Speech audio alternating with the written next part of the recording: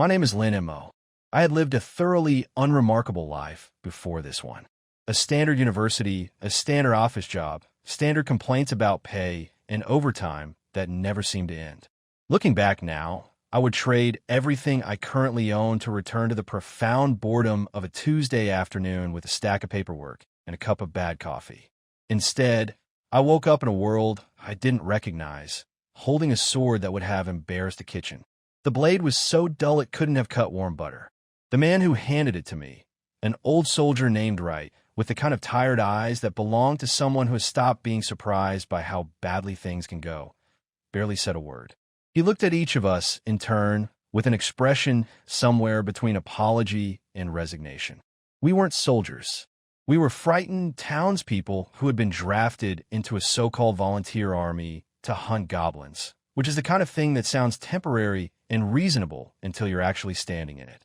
Something strange happened the moment I took the sword.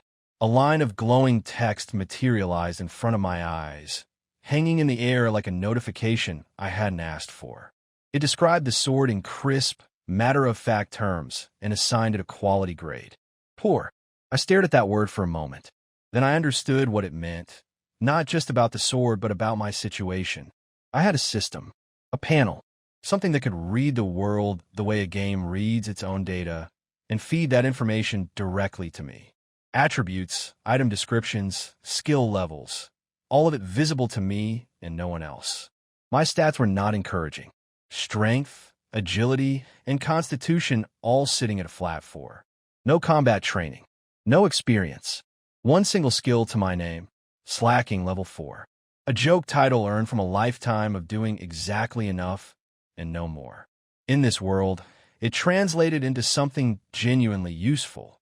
When moving through a crowd or working alongside others, I became harder to notice. The ice slid past me. Attention drifted elsewhere. It wasn't a weapon, but it was a way to stay alive while everyone around me made themselves targets. I looked around at my companions. 2 older men who grumbled quietly at each other. A boy who couldn't have been older than 16, clutching his sword with both hands and staring at the ground. A thin young man who, within the first 5 minutes, asked if he could borrow my clothes. Everyone looked hollow, hungry, exhausted, afraid. When the officer announced the bounty, 100 copper coins per goblin ear, the camp stirred with something that looked like hope. To people who hadn't eaten properly in days, that number meant food. It meant survival. To me, it sounded like the kind of offer designed to make desperate people do dangerous things for inadequate compensation. I tightened my grip on the rusty sword. I didn't know yet what my system could really do. But I knew one thing with perfect clarity. Whatever happened in that forest, I was going to come back out of it. The Lord of Roland Town was the kind of man who understood that fear was cheaper than wages. He had made that calculation long ago and built his administration around it, extracting labor, service, and now bodies from a population too frightened to refuse. 200 of us marched toward Lorne Forest, organized into small groups that would thin the herd efficiently without requiring him to commit any actual resources. My group consisted of Larry, a broad-shouldered man in his 40s with a weathered face and the kind of permanent worry lines that come from a lifetime of not having enough. Leo, his old friend and apparent rival, in some unspoken competition that neither of them had articulated. Barnes, the thin young man who talked constantly and loudly about how weak goblins were, clearly trying to convince himself. And Ryan, the boy who was 16 at most and who had stopped speaking entirely somewhere between the town gate and the forest edge. I tried to appear as if I belonged. My heart was doing something complicated and fast behind my ribs, but I kept my face neutral and my movements calm. Barnes held court for most of the walk-in, explaining that goblins were small and cowardly and that we had nothing to worry about. Larry shared the last of his bread, splitting it between everyone without fanfare. I pretended to eat mine and tucked it into my pack. Kindness in this situation didn't mean safety. It meant people were more likely to take risks for each other. I couldn't afford that kind of attachment yet. The forest was dense and green and full of small sounds. Insects, birds, the soft movement of grass against our shins. It had an almost pleasant quality until it didn't. A white rabbit burst from the undergrowth ahead of us. Barnes laughed, the sharp edge of his fear releasing into something that sounded almost cheerful.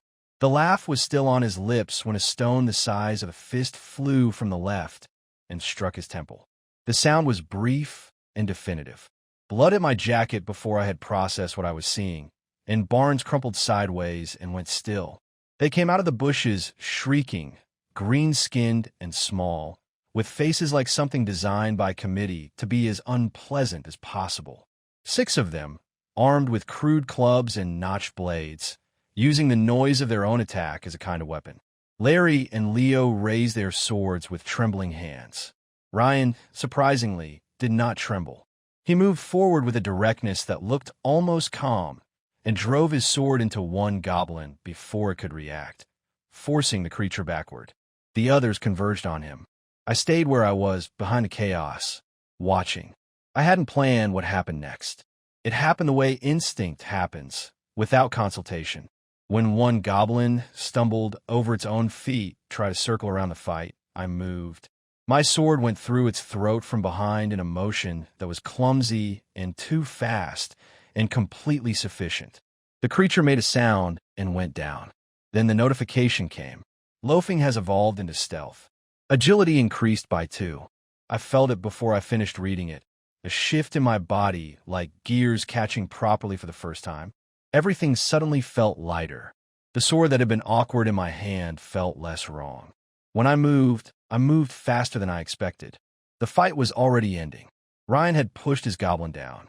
Larry and Leo had driven 2 others back. The last one hesitated, saw the arithmetic of the situation, and tried to run.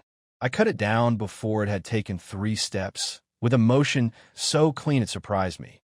I stood in the sudden quiet with blood on my hand for the first time in any life I had lived, and waited to feel something decisive about it.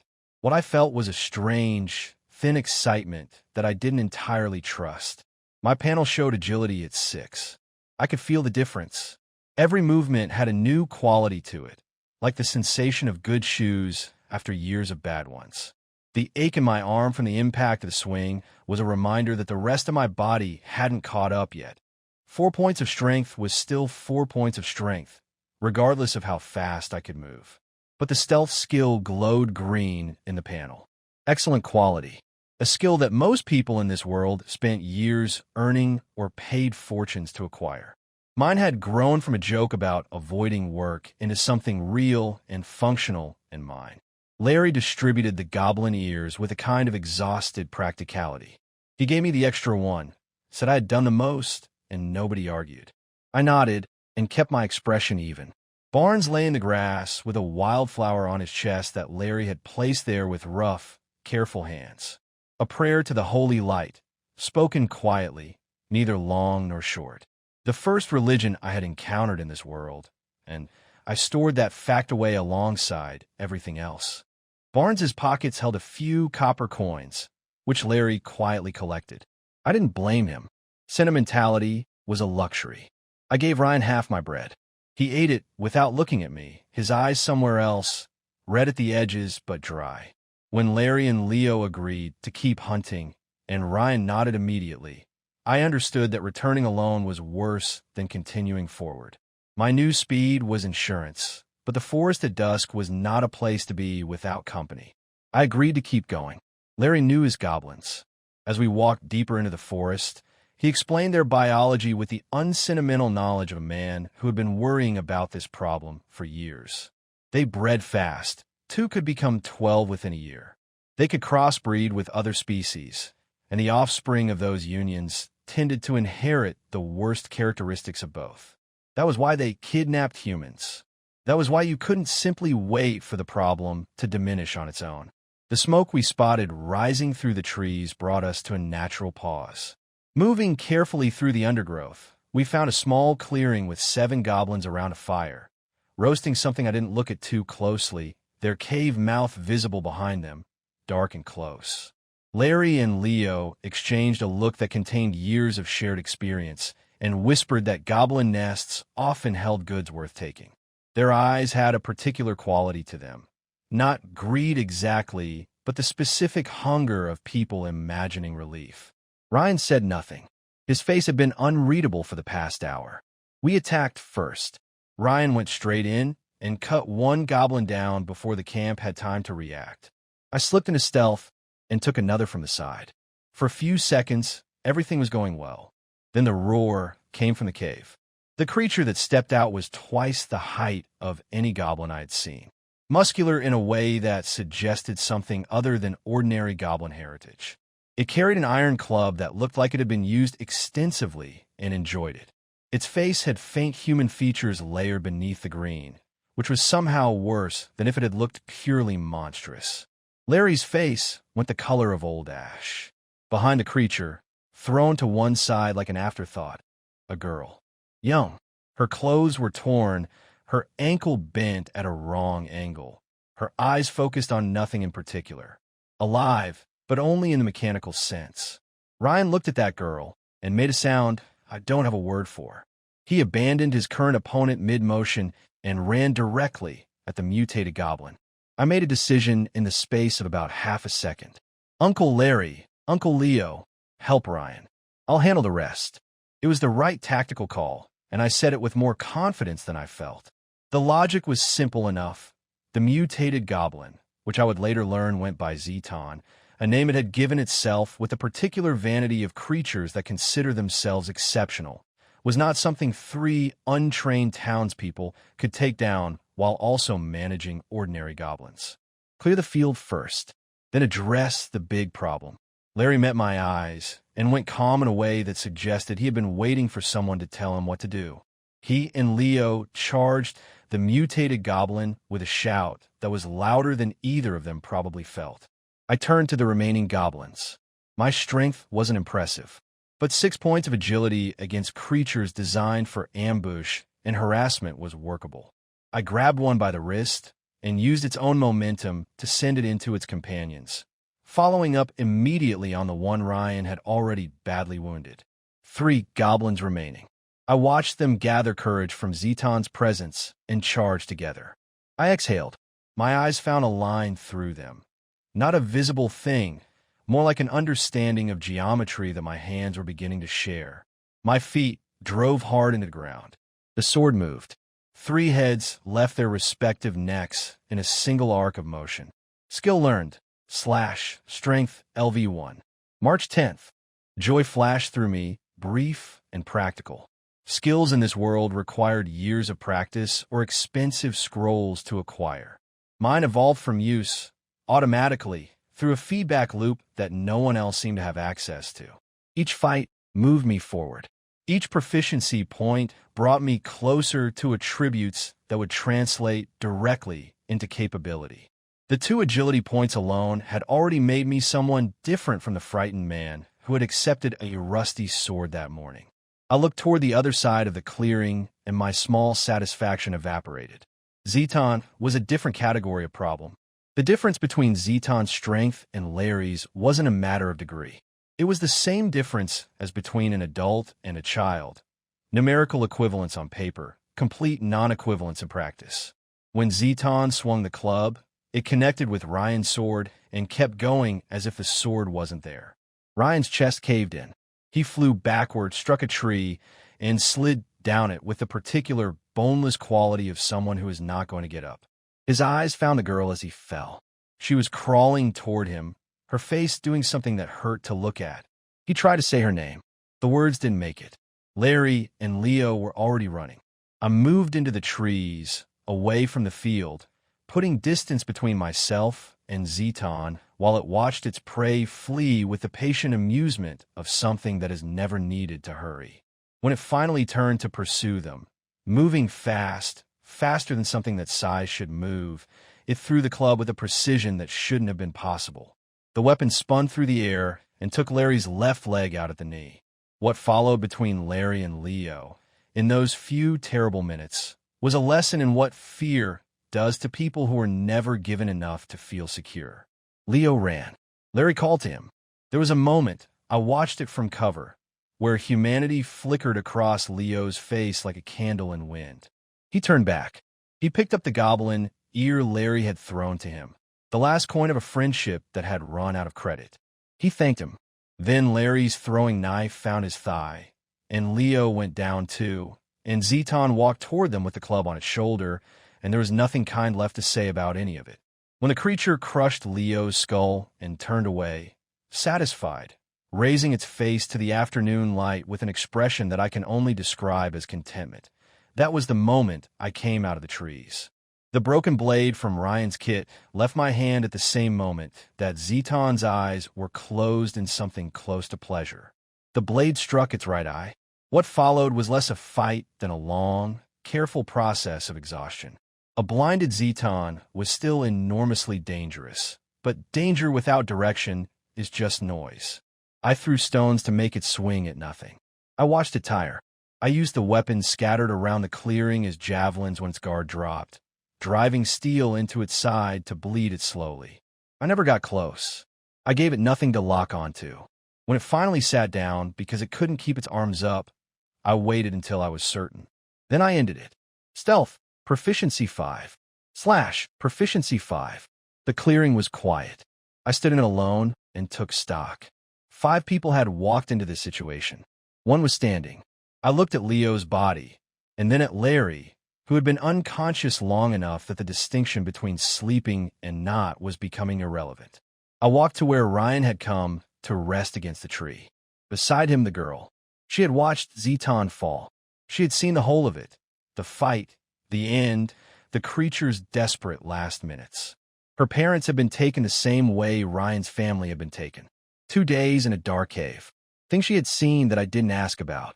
When I crouched in front of her and reached out my hand, she shook her head. Not with fear, with a very specific kind of certainty. The air smelled of blood and crushed grass. She breathed it in like she was trying to memorize something. Then she used the dagger from Ryan's boot, and with a steadiness that I still think about sometimes, she made her choice. She leaned against his shoulder and turned her face toward the light coming through the trees. I didn't stop her. It was her choice, and she had the right to it. In the world, she wasn't offered her nothing better. I found a small white flower in the grass and placed it on their chests. That was what I could do. The cave was not large. A single torch, a pile of stolen grain, meat blackened by fire, a heap of miscellaneous junk that goblins had accumulated the way goblins do, indiscriminately, optimistically, without any theory of value. At the far end, on a pile of straw, goblin infants. I dealt with them quickly and without ceremony and moved on. The junk pile yielded a jar of copper coins, 40 or 50, and at the bottom, catching the torchlight in a way that made my chest tighten, a gold coin. Heavy, real. The patterns matched the copper coins, which meant it was genuine currency rather than some decorative imitation. A gold coin was worth 100 silver, which was worth 10,000 copper. For someone who had arrived in this world with nothing, it was the difference between surviving and beginning. The old weapons in the pile were mostly useless, but I found 2 short blades that still held an edge and took them. I was about to leave when something caught my eye, a piece of yellowed paper pressed flat under the corner of a rough wooden table. The goblins had been using a magical artifact as furniture support. I lifted the table and unfolded the paper carefully. Dense writing covered every surface. At the top, in a hand that suggested both authority and patience, devoted apprentice, set aside all worry and impatience. Only with a calm heart will the gates of magic open to you. The signature at the bottom read, Grand Mage Elvis, mentor of St. Antonia Academy. A skill scroll. I stood in the middle of a goblin cave with what was possibly the rarest thing I had touched in either of my lives, and I understood immediately why it had ended up here. Goblins don't read. They don't assess value in any way that connects to abstract knowledge. To them, this was a flat piece of paper, useful for propping things up. I stored it carefully and left the cave at a run. The sky was deepening toward orange. If another goblin patrol returned to find their nest cleared and their kin dead, I did not want to be available for questions. Larry had marked the path on the way in, small cuts in bark at intervals. I followed them by fading light, running when the ground was clear, slowing when it wasn't. 2 wolves crossed my path somewhere in the middle section of the return trip. We regarded each other for a moment with mutual wariness and mutual respect for the other's decision-making, and then went our separate ways. The town gate appeared through the trees as the last light went horizontal. Hold there. The guard was the kind of man who found meaning in small exercises of power. Leather armor, a long spear, and the particular expression of someone who has decided that the world is simpler than it is. He looked me over with the practiced eye of someone calculating how much he could extract. "You're not official. Where's your team?" I understood the situation without needing it explained. The goblin ears in my bag were evidence that could be interpreted multiple ways by someone motivated to interpret them badly. The honest account of events, Ryan's charge, Larry and Leo's flight, the mutated goblin, the hours of careful attrition, would take longer than he was interested in hearing and contained elements he would find inconvenient. I reached into my pocket and placed copper coins in his palm. The motion was smooth and conversational. "I think there's been a misunderstanding. My group ran into something large, something that killed everyone else. I barely made it out ahead of it." Something changed in his face. "Large? You mean a mutated goblin?" I spread my hands in the expression of a man who survived something he would prefer not to relive. The guard slipped the coins away and stepped aside. After years on the gate, he had developed a working theory about when to keep pushing and when the person in front of him was the kind of problem that solved itself expensively. Roland Town absorbed me into its evening noise. The smell of food, the sound of people who had made it through another day, the dim lights of establishments that stayed open for those who needed them.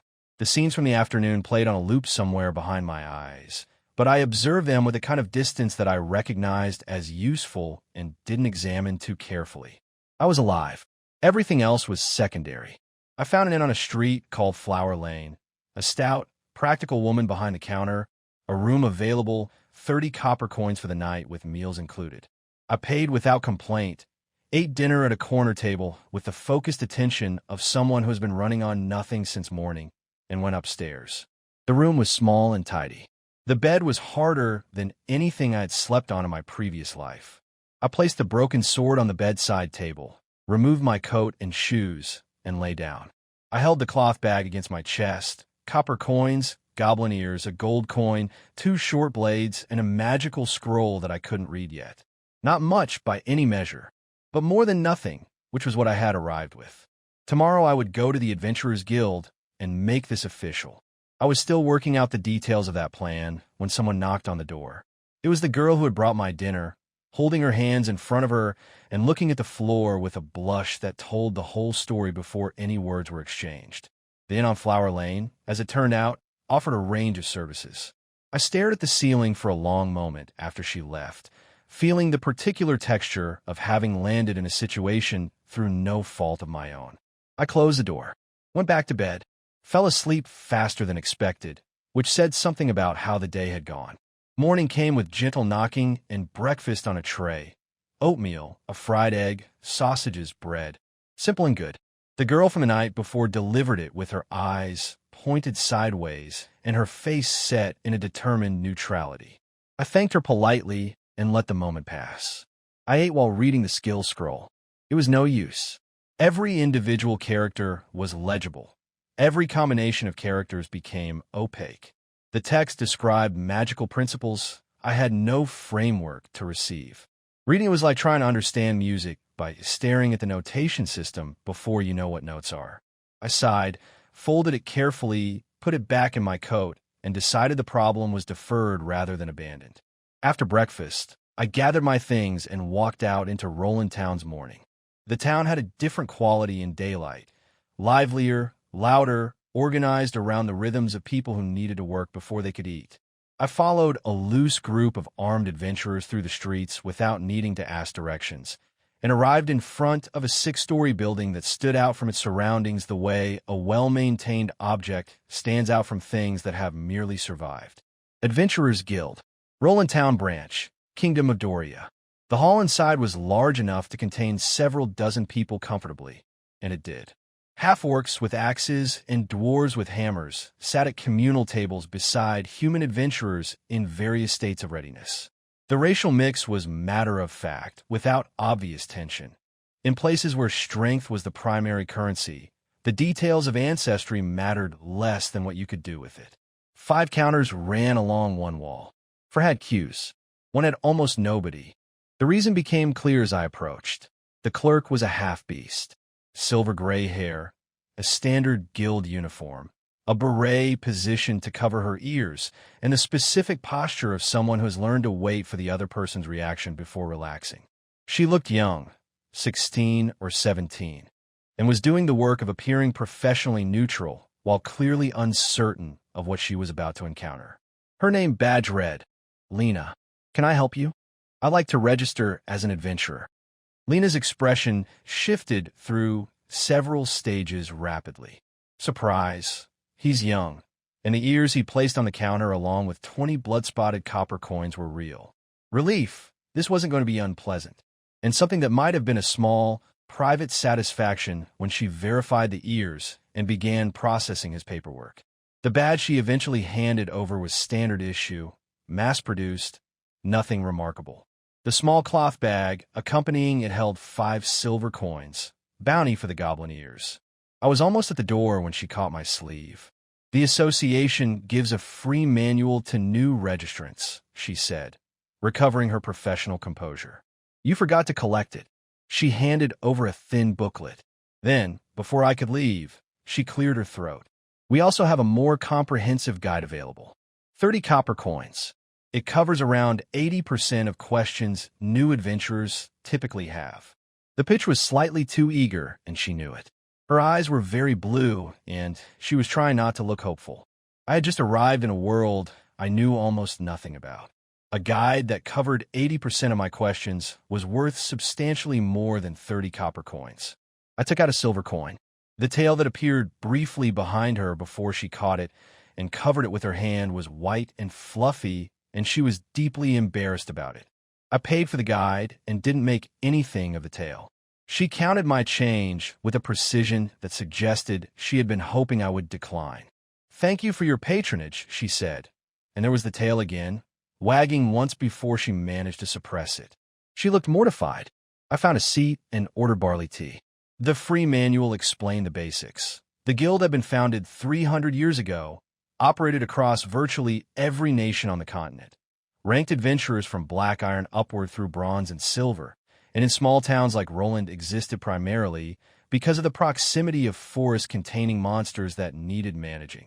Advancement required completing missions and achieving professional rank status, which meant acquiring a proper skill. The 3 guides I had paid for covered the forest, the town, and the local flora.